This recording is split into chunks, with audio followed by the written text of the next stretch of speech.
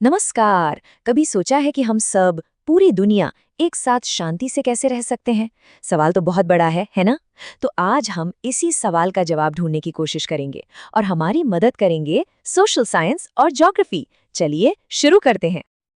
देखिए, ये कोई नया सवाल नहीं है। सदियों से इंसान इसी पहेली को सुलझाने में लगा है। लेकिन आज, जब हम क्लाइमेट चेंज, सोशल कॉन्फ्लिक्ट और फेक न्यूज़ जैसी चुनौतियों से घिरे हैं, तब ये सवाल और भी ज़्यादा ज़रूरी हो गया है। 21वीं सदी वाकई में एक अजीब दौर है। मतलब, एक तरफ तो हम एआई बना रहे हैं, मार्स पर कॉलोनी बसाने की प्लानिंग कर रहे हैं, और दूसरी तरफ हम आज भी करीबी असमानता और अपने ही प्लैनेट पर बढ़ते प्रेशर जैसी बेसिक प्रॉब्लम से जूझ रहे हैं। तो सवाल उठता है, इन बड़ी बड़ी समस्याओं को सुलझाने की शुरुआत आखिर करें कहाँ से? जवाब है, खुद को समझने से। हमें ये समझना होगा कि हमारी सोसाइटी बनी कैसे, ये काम कैसे करती है, हम एक दूसरे से इंटरैक्ट कैसे करते हैं। और यहीं पर काम आता है सोशल साइंस। ये हमें ह्यूमन सोसाइटी को एक सिस्टमैटिक तरीके से समझने का एक फ्रेमवर्क देता है। अब देखिए, सोशल साइंस कोई एक अकेला सब्जेक्ट नहीं है। इसको समझने का सबसे अच्छा तरीका है इसे एक कैमरे की तरह सोचना, जिसके पास अलग अलग लेंस हैं। हर लेंस हमें समाज की एक ही तस्वीर का एक अलग लेकिन बहुत जरूरी एंगल दिखाता है। तो ये हैं वो 5 मेन लेंस, या कह सकते हैं 5 पिलर्स। सबसे पहला, ज्योग्राफी। ये हमें बताता है कि हमारा आसपास का माहौल, मतलब पहाड़, नदियाँ, मौसम, ये सब हमारे जीने के तरीके पर कैसे असर डालते हैं। दूसरा, हिस्ट्री। ये हमें अपने पास्ट से सीखने में मदद करता है कि हमने क्या गलतियां की और क्या सही किया। तीसरा है कल्चर, जो हमारे विश्वास, भाषा, हमारी परंपराओं को शेप देता है। चौथा, गवर्नेंस। ये समझाता है कि हम नियम कैसे बनाते हैं, सरकारें कैसे चलती हैं और फैसले कैसे लिए जाते हैं। और पांचवा, इकोनॉमिक्स, जो पैसे, बिजनेस और रिसोर्स मैनेजमेंट से जुड़ा है। जब ये पांचों मिलते हैं ना, तब जाकर हमें सोसाइटी की पूरी तस्वीर मिलती है।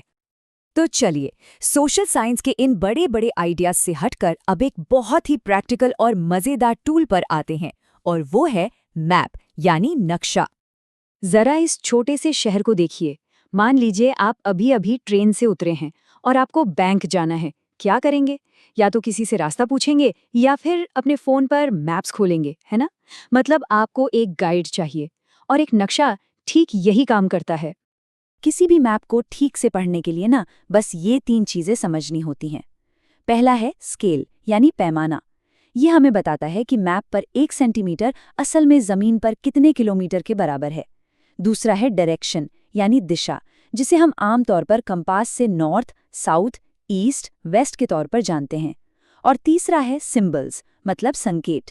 ये बताते हैं कि मैप पर बने छोटे छोटे निशान असल में क्या हैं, नदी है, सड़क है या कोई बिल्डिंग। ये तीनों मिलकर एक सिंपल से कागज को एक पावरफुल गाइड बना देते हैं। अच्छा, अब एक और मजेदार सवाल। हमारी पृथ्वी तो गोल है, एक बॉल की तरह, लेकिन मैप्स होते हैं फ्लैट।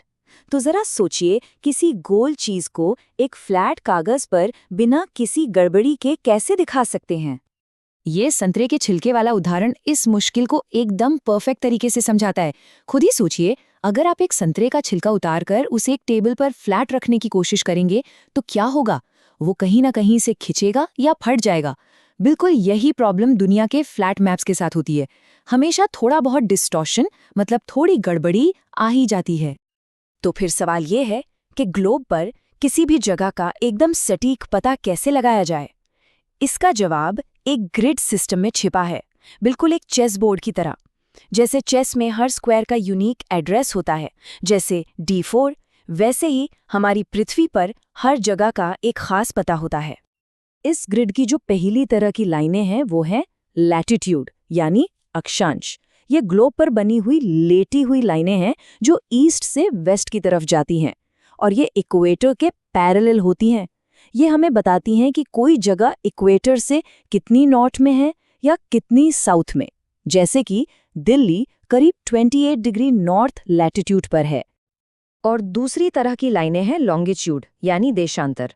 ये नॉर्थ से साउथ की तरफ जाने वाली खड़ी लाइनें हैं जो एक पोल से दूसरे पोल तक जाती हैं। ये हमें बताती हैं कि कोई जगह एक खास स्टार्टिंग पॉइंट से कितनी ईस्ट में है या कितनी वेस्ट में। जैसे दिल्ली लगभग 77 डिग्री ईस्ट लॉन्गिट्यूड पर है। अब देखिए, लैटिट्यूड के लिए तो स्टार्टिंग पॉइंट एकदम नेचुरल है, इक्वेटर। लेकिन लॉन्गिट्यूड के लिए 0 डिग्री कहाँ से शुरू हो? ये तो कहीं से भी हो सकता था। इसका फैसला हुआ 1884 में एक इंटरनेशनल कॉन्फ्रेंस में। उस वक्त ब्रिटेन दुनिया की सबसे बड़ी नेवल पावर था और उसके बनाए मैप्स पूरी दुनिया में इस्तेमाल होते थे। बस इसीलिए लंदन के पास ग्रीनविच को 0 डिग्री लॉन्गिट्यूड के लिए स्टैंडर्ड मान लिया गया। लेकिन ये जानना बहुत ही दिलचस्प है कि ग्रीनविच हमेशा से 0 डिग्री नहीं था। उससे सदियों पहले भारत का उज्जैन शहर प्राचीन दुनिया के लिए एस्ट्रोनॉमी का एक बहुत बड़ा सेंटर था। वराह मिहिर जैसे महान भारतीय एस्ट्रोनॉमर्स ने अपनी कैलकुलेशंस के लिए उज्जैन से गुजरने वाली लाइन को ही प्राइम मेरिडियन यानी 0 डिग्री लॉन्गिट्यूड माना था। ये एक शानदार उदाहरण है कि कैसे नॉलेज और साइंस दुनिया की अलग-अलग सभ्यताओं में पनप रहे थे। तो ये जो लैटिट्यूड और लॉन्गिट्यूड का पूरा जाल है, ये सिर्फ किसी जगह का एड्रेस बताने के काम नहीं आता। इसका एक और बहुत मज़ेदार और ज़रूरी इस्तेमाल है जो हमारी रोज़ की ज़िंदगी से जुड़ा है, और वो है टाइम। इसका कॉन्सेप्ट बहुत सिंपल है। जैसे जैसे हमारी पृथ्वी अपनी धुरी पर घूमती है, अलग अलग लॉन्गिट्यूड लाइंस एक एक करके सूरज के सामने आती जाती हैं और बस इसी से दिन और रात होते हैं। और इसके पीछे का जो मैथ है ना, वो भी बहुत आसान है। चलिए देखते हैं। पृथ्वी अपना एक पूरा चक्कर यानी 360 डिग्री 24 घंटे में पूरा करती है। अब अगर हम 360 को 24 से डिवाइड करें तो क्या आएगा?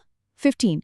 इसका मतलब है कि हर घंटे पृथ्वी 15 डिग्री लॉन्गिट्यूड घूम जाती है और बस इसी वजह से हर 15 डिग्री लॉन्गिट्यूड पर टाइम में 1 घंटे का फर्क आ जाता है।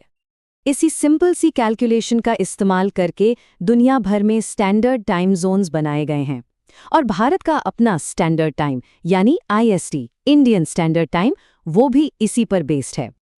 इसका सीधा सा मतलब ये है कि भारत का standard time Greenwich mean time यानी GMT से 5.5 घंटे आगे है और ये जो फर्क है ये पूरी तरह से हमारे देश की लॉन्गिट्यूड वाली लोकेशन की वजह से है। तो देखिए, हमने अपनी बात कहाँ से शुरू की थी और कहाँ पहुँच गए। एक बड़े फिलोसॉफिकल सवाल से शुरू करके हम ज्योग्राफी के कितने सटीक टूल्स तक आ गए। हमने देखा कि कैसे समाज को बेहतर समझने की हमारी कोशिश ही हमें मैप बनाने, ग्रिड सिस्टम बनाने और यहाँ तक कि टाइम को भी ठीक-ठीक मापने के लिए इंस्पायर करती है। और ये सब हमें आखिर में एक बहुत ही ज़रूरी सवाल पर लाकर छोड़ देता है। अगर हम ये समझ जाएं कि दुनिया के मैप पर हम कहाँ हैं और इतिहास में हमारा सफ़र कैसा रहा है, तो क्या ये समझ हमें एक बेहतर और ज़्यादा शांति वाला भविष्य बनाने में मदद कर सकती है? शायद यही वो सबसे बड़ा सवाल है जिसका जवाब सोशल साइंस आज भी ढूंढ रहा है।